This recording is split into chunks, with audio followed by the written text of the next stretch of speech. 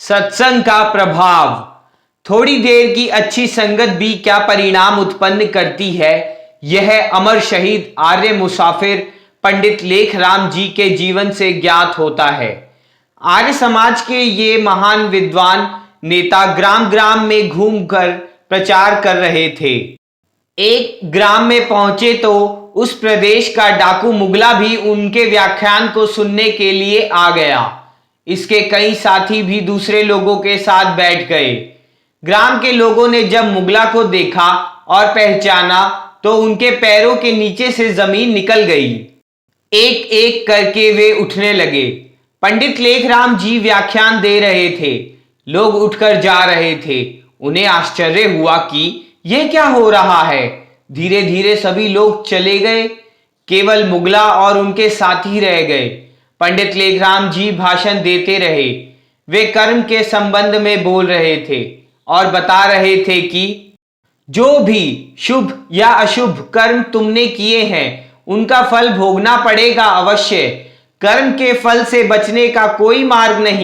दूसरे लोग ना देखे, पुलिस ना देखे, सरकार ना देखे, परंतु याद रखो कि वे एक आंख ऐसी है जो तुम्हें हर समय देखी रही है।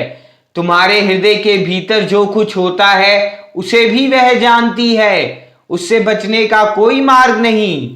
प्रत्येक व्यक्ति को उसके कर्म का फल वह देती है। व्याख्यान समाप्त हुआ तो मुगला ने पंडित लेखराम जी के पास जाकर कहा, आप कौन हैं? पंडित जी ने कहा, मैं लेखराम हूं। डाकू ने कहा, मैं एकांत में आपसे कुछ बातें पूछना चाहता हूं, क्या आपसे मिल सकता हूं? लेखराम जी ने कहा, अवश्य मिल सकते हो, मैं आर्य समाज में ठहरा हुआ हूं, वहीं आ जाना। रात्रि के समय मुगला और उसके साथी समाज के मकान में जा पहुंचे। ग्राम वालों ने समझा कि आपत्ति आ गई है। ये लोग बेचारे पंडित जी को लूटने आए हैं।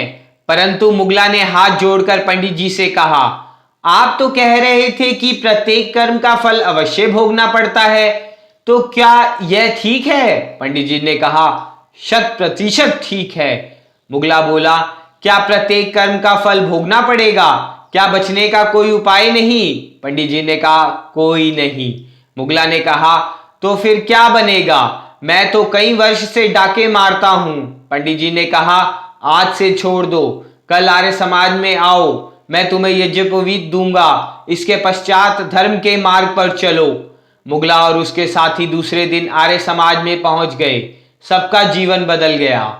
यह होता है सत्संग का प्रभाव। एक घड़ी आधी घड़ी, आधी में पूनी आध, तुलसी संगत साधु की, कटे कोटि अपराध।